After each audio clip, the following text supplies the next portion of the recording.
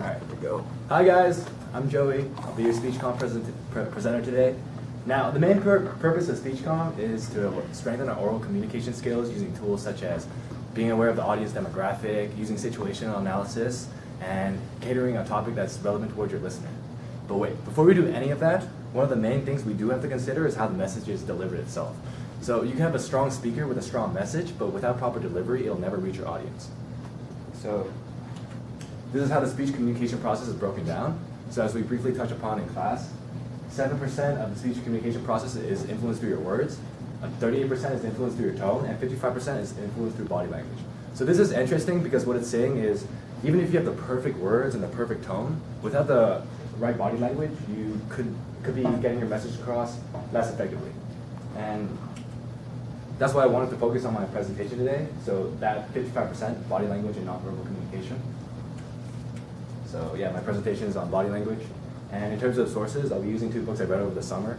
The first one was written by an ex-FBI agent named Joe Navarro, and it's called What Every Body is Saying. And the second book I'm going to be using is called The Definite Book on Body Language. So here's a brief outline of my presentation. I'm going to first start off talking about what body language is, then I'll be elaborating on why body language is important, and finally, in order to cater my topic more towards the audience, because we're all AFM students aspiring to become future professionals, I thought it'd be beneficial if I offered you guys some tips that could actually help you in the workplace or professional environment through nonverbal communication. So what is body language?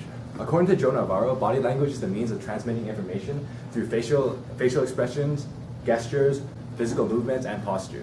So this includes everything from where your hands are placed in a conversation to how your arms are crossed when you're greeting someone, to very subtle things that people don't usually notice, such as how your feet are pointed when you're talking to another person, or the angle your head's tilted when you're listening to a person.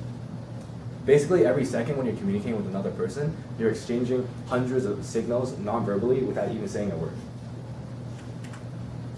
So why is body language important? There's actually a lot of reasons why body language is important, but due to time constraints, I've identified three main reasons. So the first reason is body language can completely alter the way a message is perceived.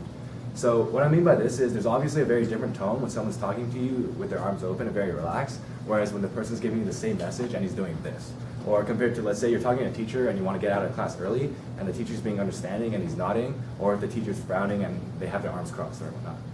So the second reason is because body language can communicate your inwards feelings and emotions to other people. So I'm sure you guys have all seen this before. Someone who feels tired will look tired. Someone who feels happy will look happy. By being aware that body language is an outward reflection of a person's inwards emotions, we can actually better handle interpersonal situations